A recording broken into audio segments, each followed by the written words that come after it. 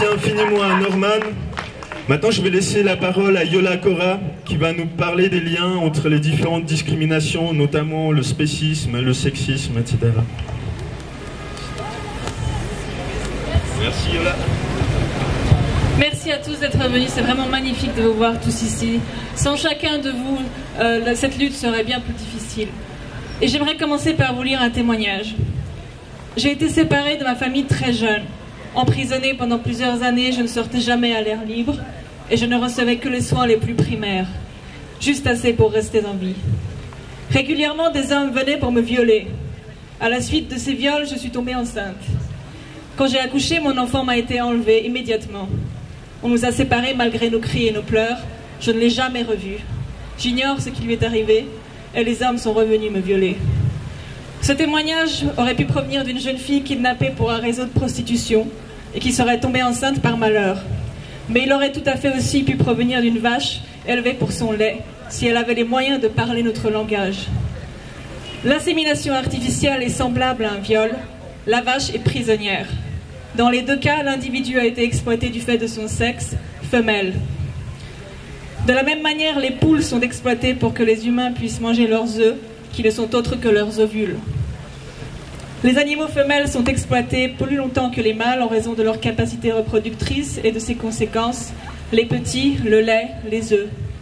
Les animaux mâles survivent rarement au-delà de leur enfance. Historiquement, les femmes, les enfants et les animaux domestiques étaient la propriété du mari, du père, de l'homme. En anglais, l'élevage des animaux se dit « animal husbandry ». Husband voulait dire chef de ménage avant sa signification actuelle de mari. Le chef a le droit d'exploiter le corps des animaux ainsi que de sa femme. Le viol conjugal n'est devenu condamnable que récemment, en Suisse par exemple, que depuis 1992, et pas dans tous les pays. D'après l'étude de l'ONU de 2006, le viol conjugal n'est pas une infraction passible de poursuites judiciaires dans au moins 53 États.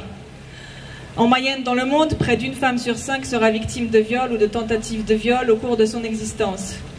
Les grilles dans lesquelles les vaches sont placées lors de l'insémination artificielle sont appelées en anglais « rape racks », des grilles de viol. L'élevage des animaux et la domination masculine sur les femmes marchent main dans la main. Les femmes ont historiquement été réduites à la condition biologique de porteuses d'enfants et d'objets sexuels, dont on sectionne souvent métaphoriquement le corps en morceaux, seins, fesses, hanches, tout comme on sectionne le corps des animaux que l'on mange en morceaux plus ou moins appétissants. Elle a été interdite pendant si longtemps et encore de nombreux pays du droit de vote et d'autonomie. On aime à la classer comme étant plus proche de la nature, tout comme les animaux, et à se servir de cet argument comme instrument d'exclusion et de rabaissement. Pour insulter un homme, on le traite souvent de femme, et pour insulter une femme, on lui donne souvent des noms d'animaux, femelles évidemment. De même, pour déshumaniser les autres prétendues races, et par là perpétrer le racisme, on les compare à des animaux. Le spécisme, comme le sexisme et le racisme, procède de la logique de la domination. Dans La pornographie de la viande, la féministe Carol Adams, célèbre pour son livre La politique sexuelle de la viande, démontre comment la société patriarcale sépare le monde en deux catégories. La première a constitué des hommes, des blancs, de la culture, de la civilisation, du capital, des êtres humains. La seconde, non a, comprend tout le reste, tout ce qui relève du second ordre. Les femmes, les non-blancs, la nature, les corps, les Premières Nations, le travail et les animaux non humains. Les mécanismes qui permettent d'opprimer et d'exploiter sont similaires. Ils sont ceux de la domination par la loi, la force, la culture. Une des thèses politiques de Carol Adams, c'est que les luttes contre l'oppression sous ses différentes formes doivent se mener parallèlement. La philosophe Christiane Bailey nous fait remarquer que plusieurs philosophes, historiens et sociologues soutiennent que l'exploitation, la domination et l'oppression des animaux préparent les conditions matérielles et les conditions idéologiques de l'oppression des membres de groupes humains marginalisés et étrangers. On vendait les esclaves et le bétail dans les mêmes petites annonces.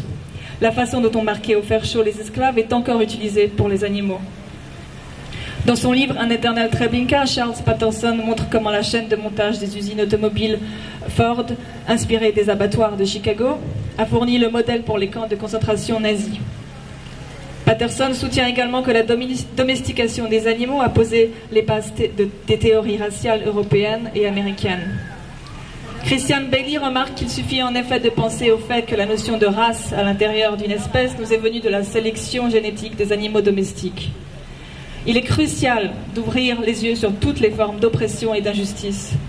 Rapprocher le spécisme du sexisme et du racisme n'est en aucun cas une façon de relativiser l'un ou l'autre.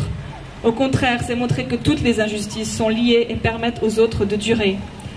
La sociologue Carol Glasser remarque que toutes les formes de discrimination, que ce soit l'homophobie, le racisme, le sexisme, le spécisme, l'agisme, le validisme et les discriminations basées sur le poids ou le statut de citoyenneté, sont enracinées dans le même système d'oppression. Ceci ne veut pas dire que les expériences ou les histoires d'oppression sont les mêmes pour différents groupes.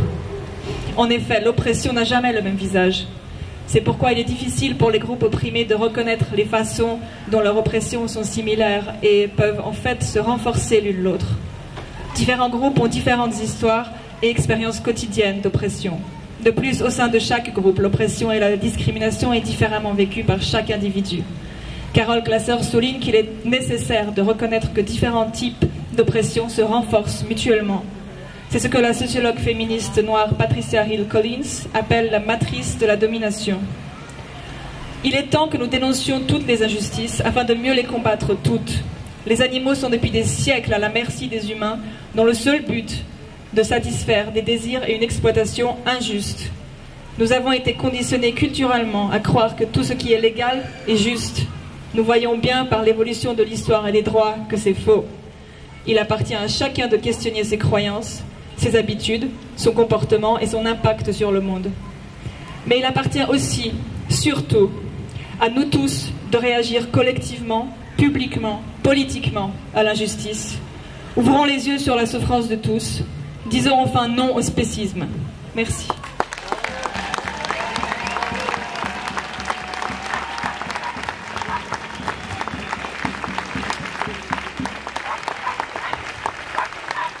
Merci beaucoup Yola. Je vais maintenant donner la parole à Tiffany Chang de l'association PA qui va nous faire un discours sur les droits des animaux et pourquoi nous sommes tous là. Merci toutes et tous d'être venus ici pour les animaux. Aujourd'hui est un jour magnifique. Pour la première fois, nous nous rassemblons et unissons nos voix afin de marcher ensemble pour le commencement de la fin du spécisme.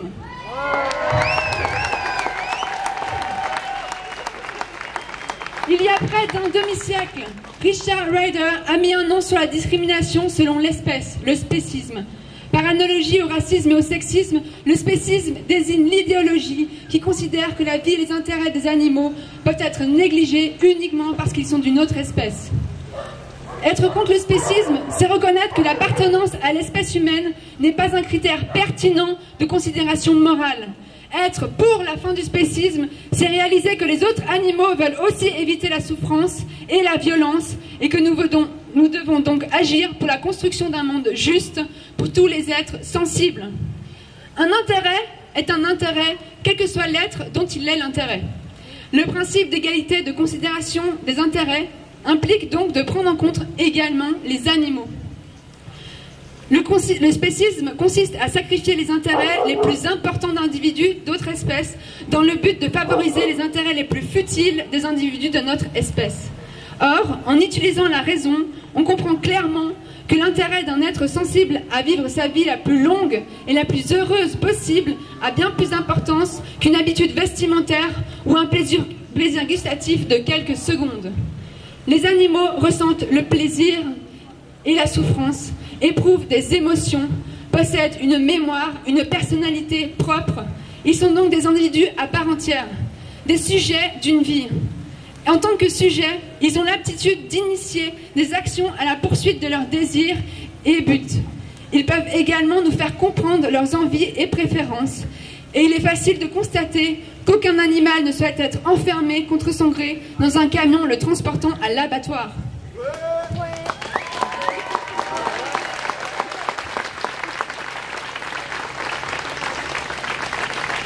La remise en question du spécisme appelle à des conséquences au niveau sociétal. Nous sommes donc également rassemblés aujourd'hui pour dénoncer l'élevage, les abattoirs, la pêche, l'expérimentation animale et autres pratiques contraires à la dignité animale. Nous devons faire un effort d'impartialité. Cela conduit à nous demander s'il est légitime de trouver abominable que les Chinois mangent des chiens, mais tout à fait normal que nous mangions des cochons, vaches, poules, chevaux,